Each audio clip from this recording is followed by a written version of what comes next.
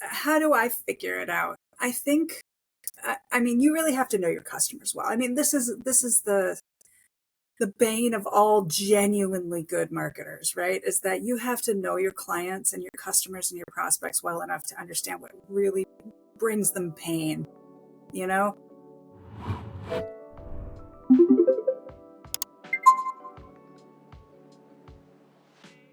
Hi, everyone. Welcome back to another episode of the Quiz Marketing Podcast. Today, we are here with Maureen Jann. Maureen is a marketing consultant who specializes in interactive content as well as creative campaigns.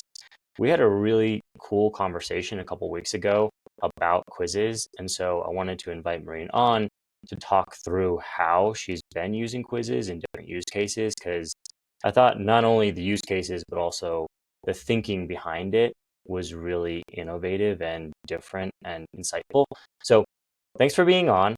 And I'm going to hit you with the first question right off the bat. How have you used quizzes and how have they fit into your marketing strategies? Yeah, quizzes are some of my favorite things to use because I think they're wildly underrated in the B2B space. When you have an opportunity to there's quizzes have such a multifaceted approach too, right? Because you can not only intrigue your customer and pique their curiosity, but you're also able to gather information from them that you can use in other ways, which is a very exciting thing for a marketer, right? Like what an awesome 1-2 punch. You collect information, you get people excited, you can, and I'm sure we'll talk about this more later. Like, what are all the things you can do with that quiz data? What do you know? So for me, it's oftentimes the quizzes and the concept of interactive content also helps me attack boring content, because if I see one more white paper, I may stick a fork in my eye. Yeah. So content marketing is very static as a rule, and quizzes really give us an opportunity to dive deeper, get more, get people excited, forces us to be creative, and reformats the way we're thinking about how content is delivered, what we're delivering to people, why we're delivering it to them. And it really sort of brings the best of content marketing into a fine point. That's why I love quizzes, and that's how I've been using them over the last couple of years. So something that hits me right off the bat is you mentioned that it's very different than static content. It's a lot more interesting. It's a lot less boring. But something that Yeah. a lot of our customers and the listeners, I'm sure, struggle with is how do you think about taking a static piece of content and turning it into a quiz? Like, how does your brain even wrap itself around that concept? I think, especially if you're talking about like a standard white paper, the readiness concept around the topic that they're approaching is a great way to start. Like, how ready are you to execute on whatever the point of this white paper is? And that brings me back to like one of my like cardinal rules of quiz making is start with one question, right? Just a single question. Have that quiz answer the question. So that means you have to find one question in your piece of static content that can that's actually useful to people, that get people excited about what you're asking them. Like, not only should this be useful to you as a content marketer, but it should also pique their curiosity and make them wonder, or make it the answer too good to say to pass by, right? Like, they have to click on it to get it because they're excited about it or they're curious about it. And so you really have to find the best in your own content to make sure that you are getting what you need from the you know, if you go through your content, your static piece of content, and you dive really deeply into a question that you're answering that is super important to your audience, then you have a really juicy potential for a quiz. However, if your white paper or static content is not answering some juicy big question for that audience, you're going to find out very quickly when you start trying to build a quiz around it, because I mean, you can send out all the email campaigns you want, and people might download this, your piece of content, but unless it's genuinely valuable, useful, and relevant to them, it's just going to be a download that sits in their downloads file. Whereas a quiz, you don't get to hide behind a download file. You will just get abandonment rates out of them like crazy if they even click into it at all. So really boiling down the best of your content and going into your piece of content and making sure that it's answering really juicy questions as the starting point. And then how can you take that juicy question and turn it into an interactive piece? Theoretically, your static content should have everything you need in it to help you build this quiz out, or at least give you a solid starting place. So does that answer your question? It does. And then I have a follow-on question, which is Sure. that concept, your cardinal rule of answer one question with a quiz, that's baked into our AI now. And like our AI will read a white paper and figure out what that question is. But that's Nice. an LLM doing that. And, it has its own way of doing that logic. But how do you do that? Like if you're going into a brand, let's say you're going to a brand like brand new, you don't know what those questions are. Like you don't know what the questions are that the customer has that this brand can help Yeah. solve and like give an answer to. What's your process for figuring out what is the question? Because that's something that a lot of our customers get stuck on is like, well, I don't know. I don't know what question my customers have that would drive them to do something like take a quiz and try to solve that problem. How do I figure it out? I think, I mean, you really have to know your customers well. I mean, this is the bane of all genuinely good marketers, right? Is that you have to know your clients and your customers and your prospects well enough to understand what really brings them pain. So for an example, when I was running my marketing agency, one of the major campaigns we ran was a marketing campaign geared towards marketing about marketing. It was a very meta experience. And so what we did was basically say, can we guess what kind of marketer you are? That was it. We called it the predictive career quiz, right? So based on your questions, we would ask you 14 questions and we should be able to predict who you are. But the reality is that the nut behind that concept was that most marketers are doing multiple things. They're wearing multiple hats. And so what we were sort of going after was the morbid curiosity of failure, right? Because they thought, there's no way you're going to guess who I am because I do so many things. And so when you really understand your audience and their motivations and what they're really struggling with, you should be making content that aligns with that, right? And B, you should understand what's going to pique their curiosity, right? Because quizzes are a give and take. I'll answer some of these questions, and if you do it right, that quiz experience is also super meaningful and fun and can be a shared experience for you and everybody else who takes the quiz. But at the heart of it, it's I give you some information, you give me something in return. So I answer your quiz questions, you provide me some information. So what information are you going to provide them that's going to be genuinely useful to them? And so, like we were talking about, there's a couple of different formats. You could be like, the personality quiz type things, like a la BuzzFeed, classic, right? Like, who am I? Can you guess who I am? Who am I based on your information, like the information I give you? Or you can do, how ready am I? Or you can say, like there's a couple of different variations. And I know you all have, Interact has a couple of different frameworks for the process, right? The scoring models. So what are the scoring models on your side? Yeah, so personality is the biggest one. It's like that correlation-based thing. You have the different outcomes, you set up correlations. There's scoring, Right. which is like the classic tally up your score based on your answers, and then you get an outcome.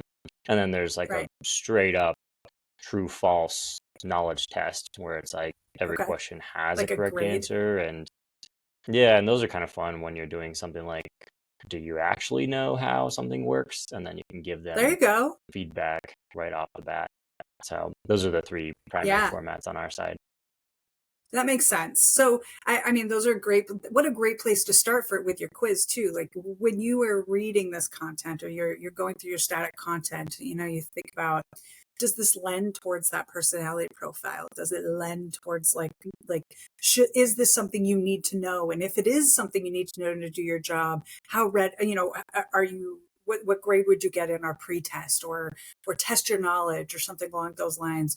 Or perhaps it's something different, like how ready are you? I'm 50% ready to take on AI in my organization, for instance. But I mean, those can be based on questions around people, process, and technology, and then it gives you some insights. And if the way you write these responses can really provide a ton of value. I just know that for the personality quiz that we created for my marketing agency, literally still to this day, I keep it up. I keep that old website up only so that I don't lose my quiz, because I still get 20 to 30 people a month who take it. And that is crazy town, because the morbid curiosity is too good, and the responses are funny, and the experience is immersive. And we have all these opportunities to sort of take that and turn it into something that makes people laugh, right? It's creating that emotional connection with people. So to answer your question more succinctly, if you have a static piece of content, you should understand what really pains your audience, and what is the message you're trying to convey, and the pain that you're trying to solve with that white paper, and consider whether or not it makes sense to think about them, the opportunity to gather information and provide insights to them based on the information that you have in that, white paper or case study or whatever. And so the single question is often going to be like, what's the pain you're solving, and how can you be a resource as an organization when it comes to a quiz? That seems abstract, but I'm sure we'll clarify some of that stuff as we talk. Yeah. Well, question for you, because this is a debate that I have in my head a lot. Yeah. Between pain and morbid curiosity, which one do you think is a stronger driver? And or are they just totally separate things? Like one quiz addresses pain and one addresses curiosity? The curiosity, I think it's audience dependent. For instance, my marketing buddies, you all know, like everybody in a marketing in the marketing industry knows how quiz works. Nobody's curious about like how the quiz works. They're curious how well it works, and they're curious about what you're doing afterwards, and they want to get nerdy with you, right? Like, so first of all, they're going to click into that because they're fascinated. They're so curious. I have another quiz that I did was like, how bad is my provider? Right? So here we are validating they're already frustrated. So there's some value in absolving them of their morbid curiosity, versus something along the lines of the personality, the curiosity. You were just mentioning there was two kinds. It was the morbid curiosity, and what was the second one? Just like dealing with pain, like addressing a pain that the Oh, customer with pain. feels.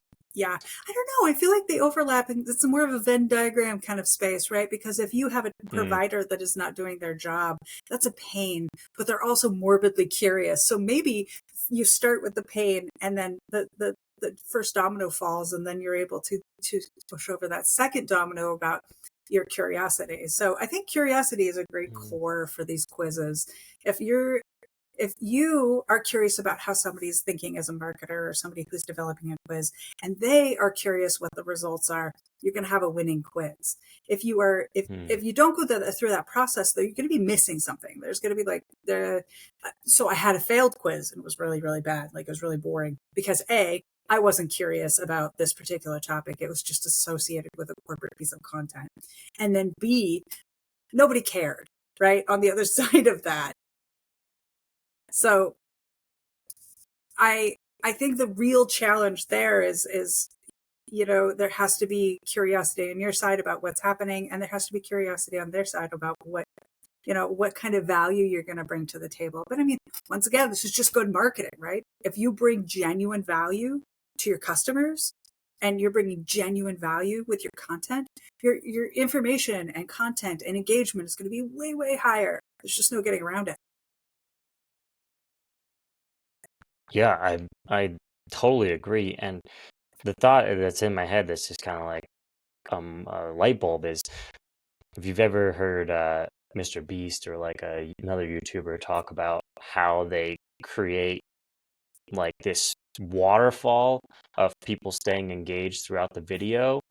Basically, what they Yeah. say is like every 10 seconds we do something crazier than the last 10 seconds, and it just keeps on escalating so that we get people through the whole video.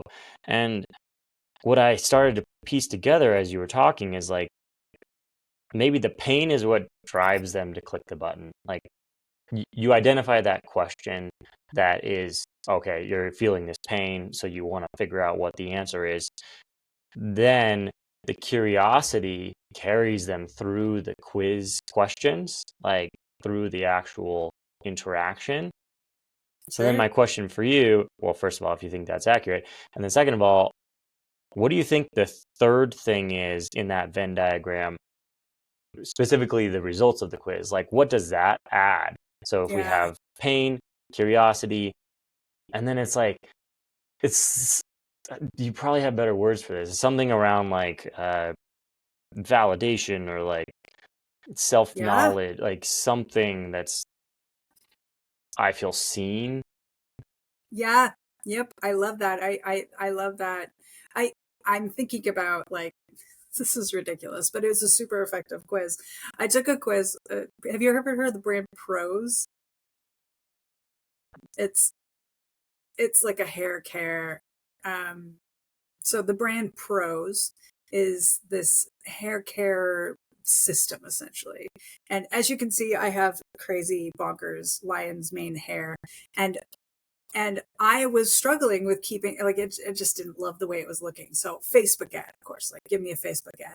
So I or an Instagram ad. So I was Instagram adding. I went to the Instagram thing. It was like, take our quiz. What do you need? And I was like, what do I need? Right? What a great example of an organization leveraging content in a way that like allows me to get what I need, and they now have a ton of information about who I am and what my goals are, uh, what I'm insecure about, what what I'd like to, it's just fascinating, right? What an unbelievably good use of that. So for that, I was looking for information that was customized to me.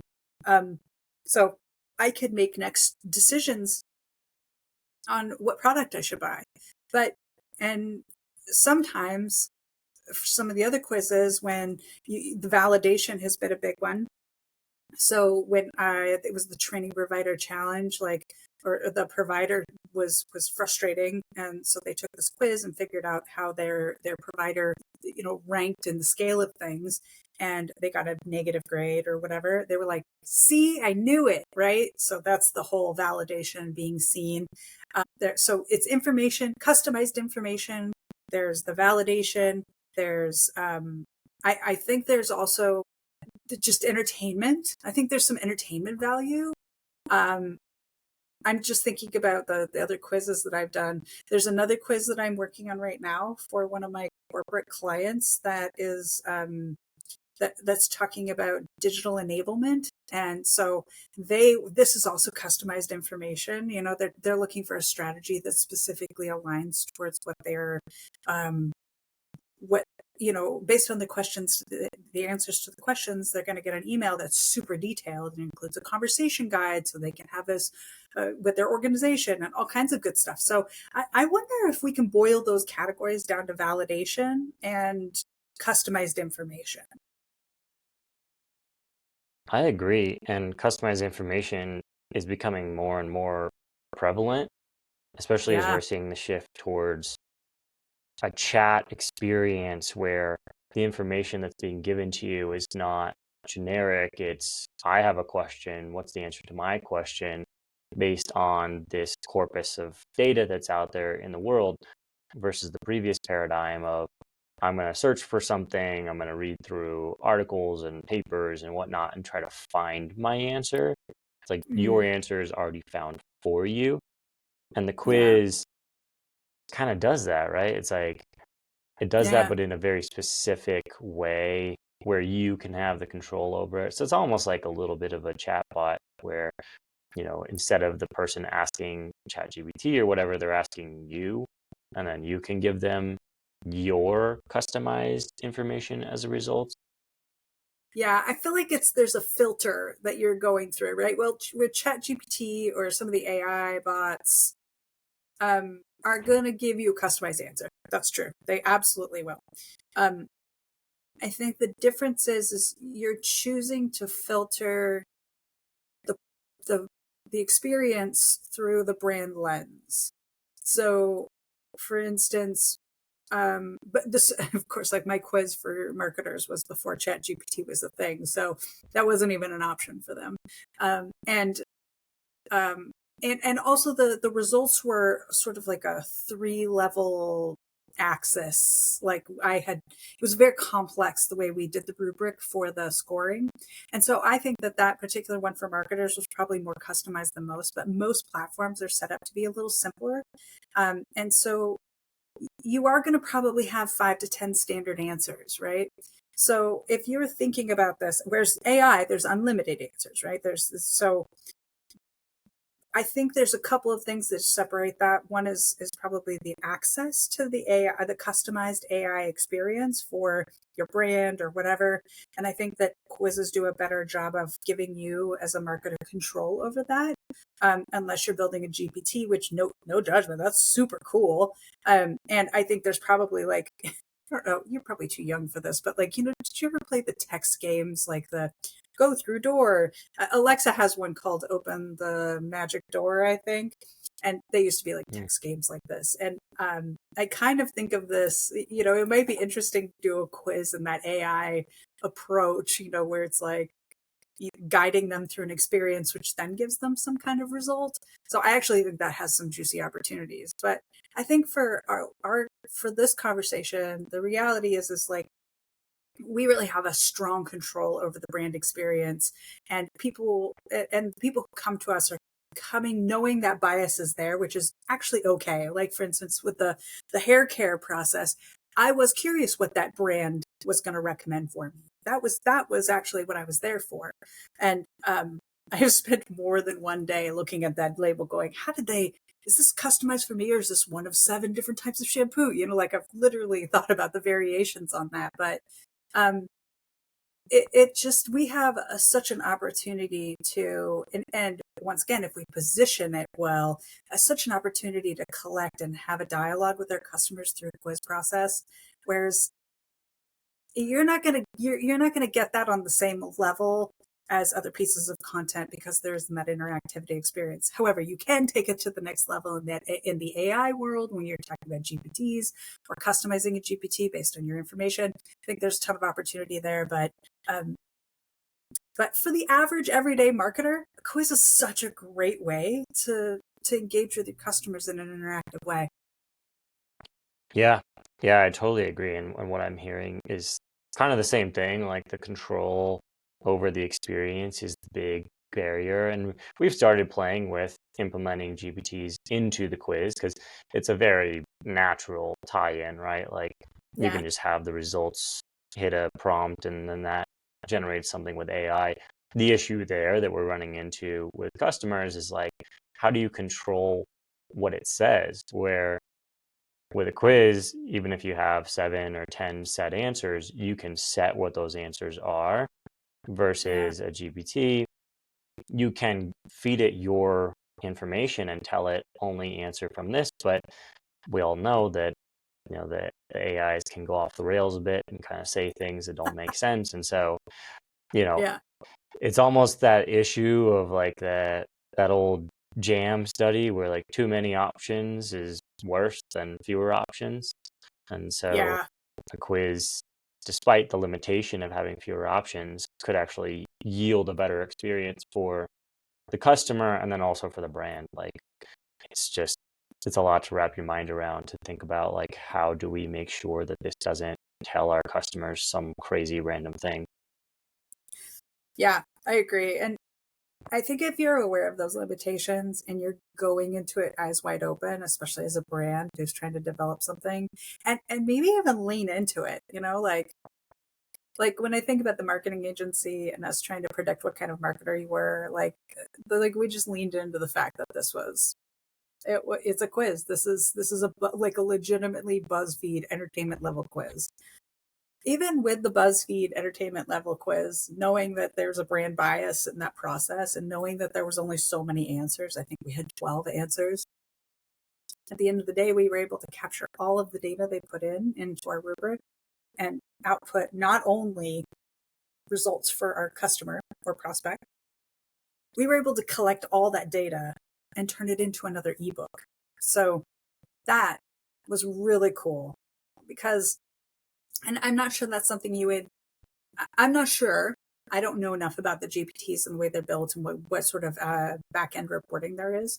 But I know that quizzes, especially for like your everyday marketer who's like in a team of 1 to 3, like that is just a priceless amount of information. If you can get 100, 250 people into that quiz, then you are sitting on basically a treasure trove of casual data, right? I mean, I wouldn't go so far as to say it's research data. This is not vetted, blah, blah, blah. Like we didn't double blind study this. This is just quiz data. It's anecdotal to a large degree, but there is also value in that anecdotal information. We can use that to tell the story of the people that, are taking these quizzes. We can share the insights to basically help people understand that we understand them better than they think that we do. It offers us an opportunity to create insights and answer, critical questions that they're experiencing or that they'd like the answers to, or they're struggling with. Like, for instance, we also did another quiz about burnout. So burnout is like, how burned out are you as a marketer? And that was such a great quiz because it gave us an opportunity to really see how marketers were feeling in the market, about their psychological health, about their physical health, about their, and then we were able to go back through and say, how do we help marketers solve these problems as an agency? And we were able to use that and also turn that into an ebook. So, or just a conglomeration of the data. Content Marketing Research or Content Marketing Institute just released their latest B2B report, and they said original research is one of like the top download pieces of content. But quizzes give you the opportunity to actually do that, right? We actually have anecdotal data, original research, and you can take that and run with it. And it's a missed opportunity, I think, from a perspective of marketers right now. That's a very good point. The AI doesn't return any data. It is a black box of, you might be able to, you can't even see what it tells people. So there's really you can't see what they say. You can't see what anybody, says in response. Like there's no reporting like that. And so that is one of the big misses. And one of my favorite things that I hear people talk about is what you just said of using the data, because the word that comes to mind is first principles, right? Like first principles where you're operating off of what you know for a fact. And if you know for a fact that your entire audience says something about themselves, or at least a subsection that takes the quiz, that's something they're interested in. And that's like such a wealth of knowledge in the marketing space, especially as like, data and analytics keep getting like cut off more and more. It's harder and harder to tell like what do people want and how are they interacting and like what's driving them to take action. But if you can ask them and then they literally tell you, then for a fact that that's what's driving them to take action. It's so good. Game changer. It's so Game good. changer. The other thing that I think quizzes offer you the opportunity of is those answers, the buckets that these people fall into.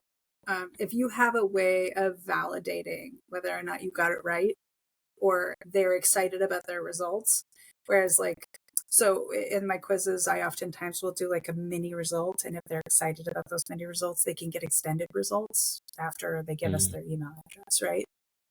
What an unbelievable opportunity to A, see if you're right, and B, to build your email list, and C, to segment these people. It's a mind-blowing opportunity.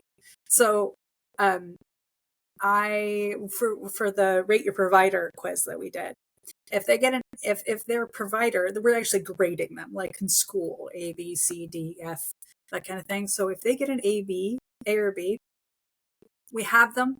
They're scored lower because we know that they don't need a provider like us in our marketing automation system. But if they're C, D, or F, that score goes up, and we trigger a different email nurture program. It really, in the one where we did for the marketers, where we said we were going to guess their marketing, what role they had, we were able to actually segment each of those individuals. So we knew that they were a marketing automation person, or we knew that they were an events person, or we knew that they were a growth marketer. And we could segment and tailor that content to them to the nth degree. It was bonkers. So the segmentation on the other side of quizzes is also something that gets me really jazzed up, because it gives us such a juicy opportunity to really track the buyer journey and identify those people that we didn't have identified before, and help build content that really speaks to them, right? If you're rating your provider and they get they get a C, and we can send them a very specific, hey, it sounds like you're on the fence about your provider. Here's some things you should probably look for when you're interacting with them next. And then the next one is, did you know you can get outstanding results?